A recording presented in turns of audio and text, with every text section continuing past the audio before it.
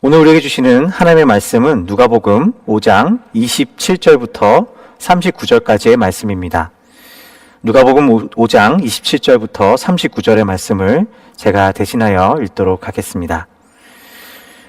그 후에 예수께서 나가사 레위라 하는 세리가 세간에 앉아있는 것을 보시고 나를 따르라 하시니 그가 모든 것을 버리고 일어나 따르니라. 레위가 예수를 위하여 자기 집에서 큰 잔치를 하니 세리와 다른 사람이 많이 함께 앉아 있는지라. 바리새인과 그들의 서기관들이 그 제자들을 비방하여 이르되 너희가 어찌하여 세리와 죄인과 함께 먹고 마시느냐.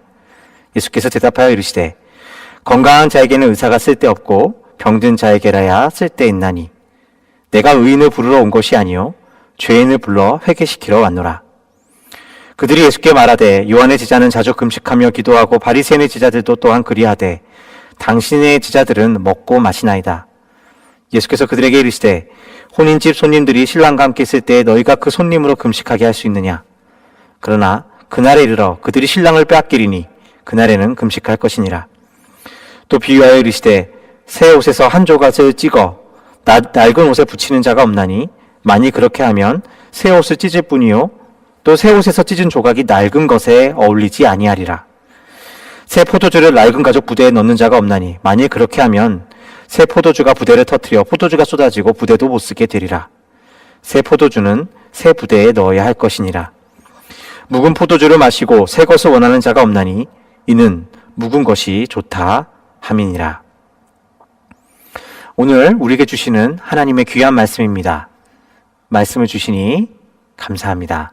아멘. 누구나 한 번쯤은 아차 하는 실수로 자신이 아끼던 그릇이나 컵을 깨뜨려 본 경험이 있으실 것입니다. 깨진 그릇 조각을 부여잡고 자신을 질책해 봐야 이미 엎질러진 물이고 또 그걸 알기에 안타까움이 배가 됩니다. 그런데 일본에서는 오래전부터 이러한 깨진 그릇들을 금이나 오칠 등을 통해 이어붙이는 기술이 발달해 왔습니다. 그렇게 다시 붙여진 그릇들을 킨츠키라는 이름으로 불러왔는데 특징적인 것은 그 부서진 부분을 말끔히 없애는 것이 아니라 도리어 그 부서진 흠을 자연스럽고 더욱 적나라하게 드러낸다는 것입니다. 부서진 모습을 감추기보다 그것을 하나의 역사로 받아들이는 불완전함의 미학을 이 킨츠키 기술은 내포하고 있는 것입니다. 이 킨츠키 그릇을 보면서 참 멋지다 이런 생각을 하면서도 이렇게 흠이 있는 그릇을 두고 멋지고 소중하게 여길 수 있는 용기와 안목을 가지는 것이 쉬운 일일까? 만일 내가 정말로 이러한 그릇을 본다면 처음부터 진정으로 멋지다라고 말하고 소중하게 여길 수 있었을까 하는 것입니다. 우리는 모두 불완전하고 깨어지기 쉬운 시간들을 살아갑니다. 이전보다 소위 물질적인 요소보다 관계가 삶의 퀄리티를 만들어내는데 중요한 요소가 되어가고 동시에 복잡한 인간관계를 살아갈 수밖에 없는 우리는 자기 자신의 실수로 인한 것이든 혹은 어쩔 수 없는 상황에서 온 것이든 늘 깨어진 마음을 가지고 살아가게 됩니다. 그래서 이제 오늘날 우리에게 치유와 회복은 매우 중요한 화두가 되었습니다. 책방에 가면 여리고 깨어지기 쉬운 마음을 보살피고 회복시키는 데 관심을 가지는 많은 서적들이 늘 언제나 베스트셀러의 한 부분을 차지하고 있는 것을 보게 됩니다. 복잡한 인생 속에서 많은 것을 가지지 못해도 깨어지고 아픈 마음, 상처 때문에 괴로운 마음으로부터 회복되어 새로운 삶을 살고 싶은 웰빙이 우리 모두에게 가장 큰 소망으로 자리 잡게 된 것입니다. 마치 깨어진 그릇이 다시금 회복되는 것처럼 우리의 삶이 행복과 기쁨을 담을 수 있는 새로운 그릇이 될 수 있기를 소망하게 되는 것이죠. 우리 모두에게는 치유가 필요한 것입니다. 그렇다면 성경은 이러한 치유에 대해 무엇을 말해주고 있는 것일까요? 치유를 받아 살아간다는 것은 어떠한 삶임을 보여주고 있는 것일까요?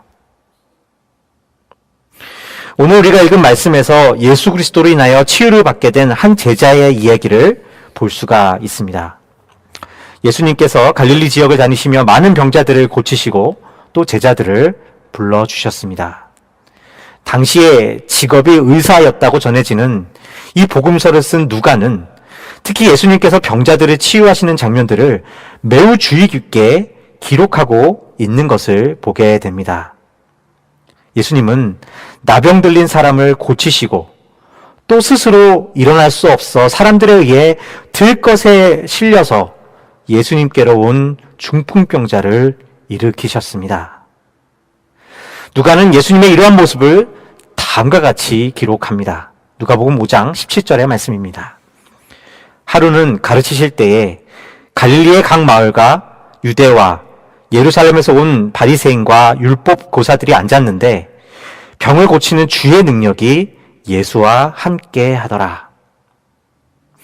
누가는 병을 고치는 주의 능력이 예수님께 있었음을 목격하고 기록합니다. 그런데 여기서 중요한 사실이 한 가지 있습니다. 그것은 누가가 주목하고 있는 예수님의 이러한 치유는 단지 예수께서 육체적인 병을 없애주시는 것에 있는 것이 아니라 그 병과 더불어 병든 그들의 모든 삶을 회복시켜 주시는 치유였다는 것입니다. 한 중풍병자를 사람들이 침상에 메고 와서 예수 앞에 들여놓고자 하였으나 무리 때문에 메고 돌아갈 길을 얻지 못한지라 지붕에 올라가 기와를 벗기고 병자를 침상째 무리 가운데로 예수께 앞에 달아내리니 예수께서 그들의 믿음을 보시고 이르시되 이 사람아 내 죄사함을 받았느니라 하시니 예수님께서는 중풍병자에게 일어나 걸어가라거나 내 병이 치유됐다 하시지 않으시고 그에게 죄사함을 선포하십니다. 예수님의 치유는 병이 낫는 것에만 있지 않고 온전한 삶의 회복에 있었고 또 그것을 죄사함이라고 부르고 계신 것입니다. 누가는 그러한 연장성상 안에서 오늘 레위라는 사람을 부르시는 예수님을 또한 보여주고 있습니다. 레위는 당시 사람들로부터 경멸을 받던 세리였습니다. 세리는 유대인이었지만 로마 정부와의 계약을 맺고 그들을 대신해 유대인들로부터 세금을 걷었던 사람들이었습니다. 세리들은 정부로부터 그들이 거둔 일정량의 세금을 납부하면 그 외에 붓으로 걷는 돈에 대해서는 일절 관여하지 않았기 때문에 로마가 지정한 세금 외에 더 많은 돈을 거둠으로써 자신들의 부를 축적하곤 했습니다. 그래서 세리라는 이름은 돈을 사랑하고 사람들의 고열을 뜯어먹는 악덕한 사람들이라는 이미지를 가지고 있었던 것이죠. 그런데 예수님께서 오늘 그러한 세리로서 세관에 앉아있던 레위에게 다가가시고 그에게 나를 따르라고 말씀하십니다. 그러자 레위는 곧 모든 것을 버려두고 예수를 쫓았다라고 이야기합니다. 그리고는 곧장 이 장면은 레위가 예수님을 자신의 집에 모시고 큰 잔치를 베푸는 모습으로 바뀝니다. 마치 레위가 자신의 모든 것을 버리고 예수님을 쫓는 모습을 보여주면서 그것이 어둡고 비장한 것이 아니라 헌신이 아니라 기쁨과 환희임을 이 예수님을 모시고 하는 잔치의 모습을 통해 보여주고 있는 것 같습니다. 예수님의 치유가 레위에게 임했고 그로 인해 잔치가 벌어진 것입니다. 치유받은 자가 누리는 기쁨의 모습을 이 잔치의 모습으로 우리에게 보여주고 있는 것이죠. 우리가 생각하는 신앙의 모습은 어떤 것일까요? 그것은 바로 기쁨의 회복에 있습니다. 신앙은 엄숙함이 아니라 기쁨과 감사의 그 본질이 있다고 할 수 있을 것입니다. 그리고 기쁨과 감사의 회복이 바로 주님이 주시는 치유입니다. 그래서 예수님은 레위의 이 회복을 두고 다음과 같이 말씀하고 계십니다. 누가복음 5장 31절부터 32절의 말씀입니다. 예수께서 대답하여 이르시되 건강한 자에게는 의사가 쓸데없고 병든 자에게야 쓸데있나니 내가 의인을 부리러 온 것이 아니요 죄인을 불러 회개시키러 왔노라. 예수님은 다시 한번 레위의 회복을 두고 병든 자가 건강하게 되는 비유로 말씀하시면서 이 사건이 치유의 사건임을 보여주고 계십니다. 레위에게 치유하시는 하나님의 능력이 임한 것입니다. 그런데 누가는 같은 공간에서 있었던 또 다른 사람들이 있음을 우리에게 보여주고 있습니다. 그들은 바로 바리새인들과 유대 지도자들이었습니다. 그런데 그들은 이 세리들과 달리 하나님 나라에 속한 사람들로서 기쁨과 감사가 있어야 할 경건한 바리새인들이 도리어 이 모습을 보고 화를 내고 있었다라고 보여주고 있습니다. 그리고 예수님의 이 말씀은 지금 레위를 보고 말씀하신 것뿐만이 아니라 바로 화를 내고 있는 바리새인들을 향한 것이기도 했다는 것입니다. 다시 말해 이 말씀의 초점은 누가 죄인이며 누가 치유가 필요한 병든 자들인지를 역설적으로 그들에게 드러내고 계신 것입니다. 기쁨을 잃어버리고 화를 내고 있는 바로 그들이 치유가 필요한 사람들이라는 것, 기쁨과 회복이 필요한 사람들이라는 것입니다. 그렇다면 무엇입니까? 예수님께서 이 말씀을 통해 이야기하시고자 하는 것은 치유란 온전한 삶과 치유받는 삶에 대한 우리의 시각이 바뀌는 데 있다는 것입니다. 레위의 삶이 불완전한 것이라고 보는 그 시각이 바뀌는 것이 치유이고, 따라서 그것을 바꾸지 못하는 그들이 병든 자들이라는 것입니다. 그래서 예수님의 이 말씀에서 병든 자가 치유받는 것을 또한 죄인이 회개하는 것으로 같은 의미로 사용하고 계시는 것을 보게 됩니다. 다시 말해 치유는 회개에 있습니다. 우리는 흔히 회개가 과거의 잘못된 일을 반성하고 새롭게 살아가는 것이라고 말합니다. 물론 결과적으로 틀린 이야기는 아닐 것입니다. 그러나 그것은 회개의 결과일 뿐 회개 자체가 될 수 없습니다. 회개는 치유받은 삶, 온전한 삶에 대한 우리 안의 시각이 바뀌는 것입니다. 오늘 말씀이 가르치는 회개가 무엇인지를 확인할 수 있는 말씀을 오늘 뒤이어 예수님께서 이렇게 말씀하고 계신 것을 보게 됩니다. 누가복음 5장 36절부터 38절의 말씀입니다. 또 비유하여 이르시되 새 옷에서 한 조각을 찢어 낡은 옷에 붙이는 자가 없나니 만일 그렇게 하면 새 옷을 찢을 뿐이요 또 새 옷에서 찢은 조각이 낡은 것에 어울리지 아니하리라. 새 포도주를 낡은 가죽 부대에 넣는 자가 없나니 만일 그렇게 하면 새 포도주가 부대를 터뜨려 포도주가 쏟아지고 부대도 못 쓰게 되리라. 새 포도주는 새 부대에 넣어야 할 것이니라. 새 포도주는 새 부대에 넣어야 한다는 아주 유명한 예수님의 말씀입니다. 그런데 가만히 보면 다른 복음서와 달리 이 누가복음은 예수님께서 이 말씀의 결론을 마지막으로 다음과 같이 맺고 계시다고 말하고 있습니다. 39절의 말씀입니다. 묵은 포도주를 마시고 새 것을 원하는 자가 없나니 이는 묵은 것이 좋다 함이니라. 새 포도주와 새 부대가 좋다라는 것에 이 말씀의 초점이 아니라 중요한 것은 각각 맞는 모습이 있다는 것입니다. 새 포도주를 새 부대에 넣어야 그 포도주와 부대를 버리지 않듯 묵은 포도주는 묵은 부대와 함께 두어야 한다는 사실을 강조하고 있다는 것입니다. 이 비유의 초점이 새 포도주가 좋다라는 것이 아니라 각각 포도주가 거기에 맞는 부대에 담겨 함께 숙성되어야 한다는 사실에 초점을 맞추고 있다는 것입니다. 회개와 치유 그리고 신앙의 본질이 여기에 있습니다.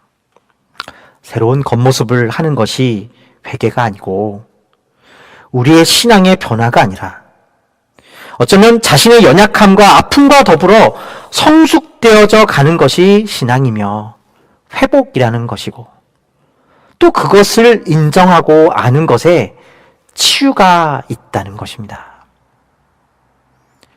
아무것도 변하지 않는다는 것이 아닙니다. 자기가 가진 약점, 자기가 가진 한계 속에서 하나님께서 시간 가운데 우리를 좋은 포도주로 묵혀져 가게 하시며 빚어 가신다는 것입니다.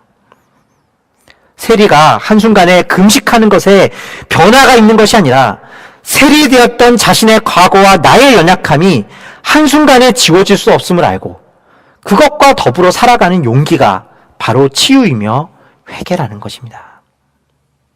우리는 우리의 치유가 과거의 모든 것에서 자신을 숨기고 자유케 되는 것이라고 생각합니다. 그러나 치유는 도리어 그 모든 과거와 지금의 연약함을 인정하고 그 안에서 진실함으로 성숙되어져 가는 것입니다. 회개는 우리가 그리는 회복과 치유를 꿈꾸는 것이 아니라 하나님의 시각에서의 회복과 치유를 인정하는 것에 있습니다. 그래서 내가 원하는 겉모습으로 나의 모습을 감추지 않는 용기 속에서 회개와 치유가 있습니다. 때로 세상을 바라보지 않고 하나님만 바라보아야 한다고 그렇지 못한 자신을 탓하는 것이 회개가 아니라 세상을 바라보는 나의 연약함을 직시하고 그래서 도리어 감사함으로 하나님과 더불어 진실하게 살아가는 것입니다. 레위는 바로 그러한 치유의 모습을 보여줍니다. 예수님께서 불러주신 이 세리 레위는 우리에게 사실 레위라는 이름보다 마태라는 이름으로 불려질 때 조금 더 익숙한 사람입니다. 우리가 잘 아는 마태복음서를 썼다고 전해지는 제자가 바로 오늘 세리 출신의 제자인 레위였습니다. 당시에 다른 제자들도 많이 있었지만 이 마태가 독특했던 것은 다른 제자들과 달리 세리로서 비난을 받았던 제자였다는 것입니다. 어쩌면 오늘 말씀에서 보는 바와 같이 그로 인해서 자신뿐만이 아니라 예수님과 그의 제자들까지도 오해와 비난을 받았던 것입니다. 그렇다면 그에게 있어 세리라고 하는 그의 과거는 어떤 의미였을까요? 어떻게든 숨기고 싶은, 지우고 싶은, 그로 인하여 나뿐만이 아니라 다른 사람을 부끄럽게 만들어는 그러한 과거이지 않았겠습니까? 그런데 마태는 그러한 자신의 과거를 숨기지 않습니다. 마태복음에서 세리를 어떻게 묘사하는지를 한번 함께 보실까요? 마태복음 5장 46절 그리고 18장 17절의 말씀입니다. 너희가 너희를 사랑하는 자를 사랑하면 무슨 상이 있으리요? 세리도 이같이 아니하느냐? 만일 그들의 말도 듣지 않거든 교회의 말하고 교회의 말도 듣지 않거든 이방인과 세리와 같이 여기라. 심지어 오늘 우리가 읽은 말씀이 마태복음에서도 그대로 묘사되고 있는데 마태는 굳이 이 누가와 다르게 이렇게 쓰고 있는 것을 보게 됩니다. 마태복음 9장 10절의 말씀입니다. 예수께서 마태의 집에서 앉아 음식을 잡수실 때에 많은 세리와 죄인들이 와서 예수와 그의 제자들과 함께 앉았더니 누가복음 오늘 우리가 읽은 본문 말씀에서는 세리와 다른 사람들이라고 나와 있는데 마태는 이것을 세리와 죄인들이라고 말하고 있습니다. 무엇을 발견할 수 있을까요? 마태는 자신의 과거와 연약함을 그 모습을 지금 다른 사람들에게 폐해를 끼치고 있는 그 모습조차도 정당화하지 않고 그러나 또한 숨기지 않고 있었던 것입니다. 레위이자 마태였던 그는 세리로서 살았던 자신의 모습을 그래서 지금 동료들과 주님에게도 폐를 끼치고 있는 원인이 되는 그 모습을 미워하거나 부정하지 않습니다. 있는 그대로 정말로 부끄러울 수 있는 자신이 누구였음을 기록하고 있습니다. 이러한 레위의 동료이자 함께 예수의 제자였던 누가는 그런 그의 모습을 가리켜 모든 것을 다 버렸다라고 그리고 치유받았다라고 이야기하고 있다는 것입니다. 우리는 치유에 대해 대부분 모든 것이 없어지고 이제는 다른 이들에게 폐를 끼치지 않는 삶, 떳떳하고 완전한 상태로의 회복이라고 생각합니다. 그러나 우리의 과거는, 그리고 나의 나됨은 그렇게 쉽게 없어지지 않습니다. 내가 변했다라고 말하는 것만큼 위험한 것은 없다고 생각합니다. 그러나 역설적이게도 내가 변할 수 없음을 아는 것이 변화이고 내가 여전히 폐를 끼치는 존재일 수 있음을 인정하는 것에서 그 변화의 삶을 이루게 됩니다. 나의 변함을 통해 사람들로부터 혹은 내 자신으로부터 내가 과거의 내가 아니라고 노력하는 것이 나쁘다고 말하는 것은 아닙니다. 그러나 먼저 해야 할 것은 우리의 인생을 내가 그리는 치유의 모습으로 살아가고자 하는 나 중심의 모습에서 지금 내가 날마다 발견하는 나의 연약함과 못남의 그 모습 그대로 부르신 그리스도의 아름다움을 날마다 새롭게 더 깊이 발견하게 되는 것이 치유입니다.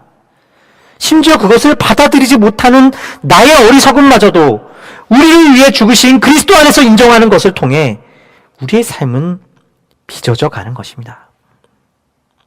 앞서 깨어진 그릇을 다시 붙여 만든 킨츠키 그릇이 그 깨어진 부분을 숨기는 것이 아니라 그것을 또 하나의 역사로 간직한 채 나오는 것. 그것은 우리 눈에는 불완전해 보이지만 도리어 토기장이신 하나님의 눈에는 가장 아름다운 그릇이자 가장 요긴한 그릇이 될 수 있음을 볼 수 있게 되는 것이 회개입니다. 그렇게 우리가 우리를 빚으시는 토기장이의 안목 아래 그 권위 아래 있음에 감사하게 되는 것, 거기에서 기쁨이 회복되는 것입니다. 사랑하는 비전가족 여러분, 오늘 그리스도로 인하여 이러한 치유의 은혜가 여러분의 삶에 임하게 되시기를 주님의 이름으로 축원드립니다. 오늘날 텔레비전이나 방송들을 보면 많은 셀 수 없는 간증들이 쏟아져 나옵니다. 하나하나 참 귀한 간증들입니다. 그러나 중요한 것은 내가 변했다가 아니라 사실은 여전히 나는 변하지 않는 자인데 그런 나를 사랑하셨다. 그 고백을 하실 수 있는 여러분들이 되시기를 주님의 이름으로 축원드립니다. 그렇게 성숙해 가십시오. 여러분들의 그리고 저의 세리됨은 어떤 모습입니까? 거짓말쟁이, 위선, 나만 생각하는 이기심, 작은 이득을 위해 다른 이들과 스스로를 속이는 나. 또 어떤 경우는 알면서도 여전히 나를 받아들이지 못하고 위선을 행하며 나도 모르게 폐를 끼치는 삶까지도 있을 것입니다. 그러나 오늘 우리가 겪고 있는 아픔들과 이러한 드러나는 연약함들이 감추어지는 것이 아니라 도리어 날마다 그런 나를 위해 오신 예수를 깊이 알아가며 좋은 포도주로 성숙해 가시는 인생이 되시기를 주님의 이름으로 축원드립니다. 함께 기도하시겠습니다. 고맙고 감사하신 아버지 하나님,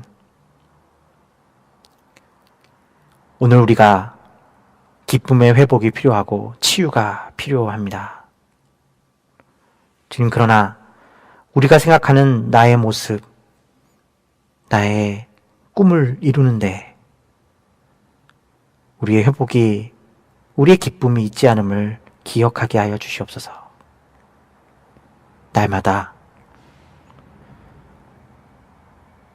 우리의 세리됨 안에 일하신, 그리고 그 연약함 안에서 좋은 포도주로 성숙하게 만들어주시는 그 은혜를 기억하며 더욱 진실하게 살아가고 기쁨을 누리는 저희의 인생이 되게 하여 주시옵소서. 우리를 그렇게 성숙시켜 가실, 우리 공동체를 그렇게 지어 가실 주님을 찬양합니다. 우리 주 예수 그리스도의 이름으로 기도하였습니다. 아멘.